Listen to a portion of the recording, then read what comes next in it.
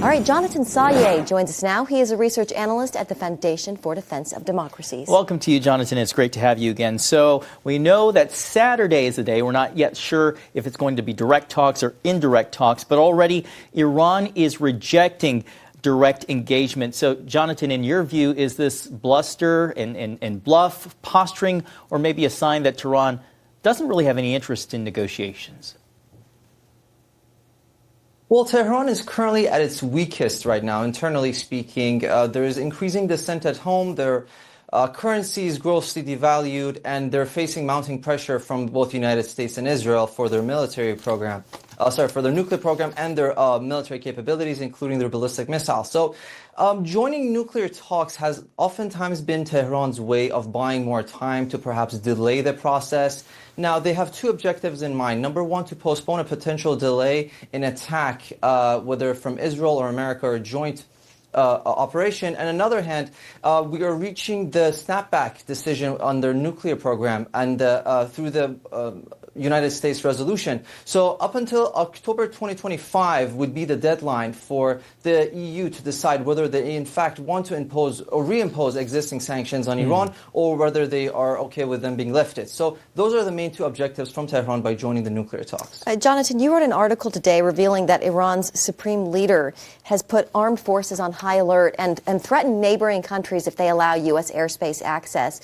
How seriously should the region and the United States take these warnings, Jonathan? Ultimately, the Islamic Republic in Iran has the vastest and most extensive missile arsenal in the region.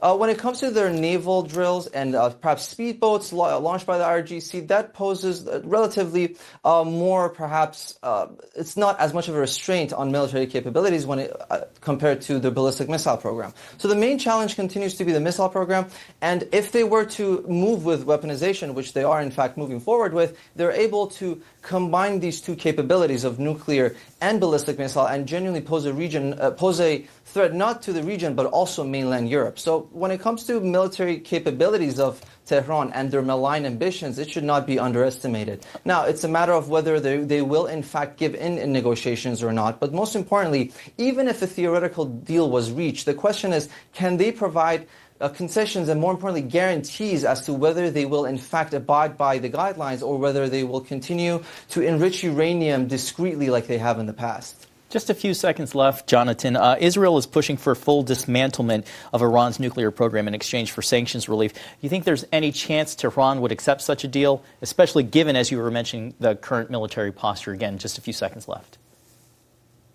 Ultimately, the nuclear program is their main deterrent, but the point here is that from Israeli perspective and American perspective, the idea was to get out of JCPOA to enact a better agreement. So they should be able to follow through with that and enact something more comprehensive than 2015. All right, Janatan Sayeh from Foundation for Defense of Democracies. Nice to see you. Thank you.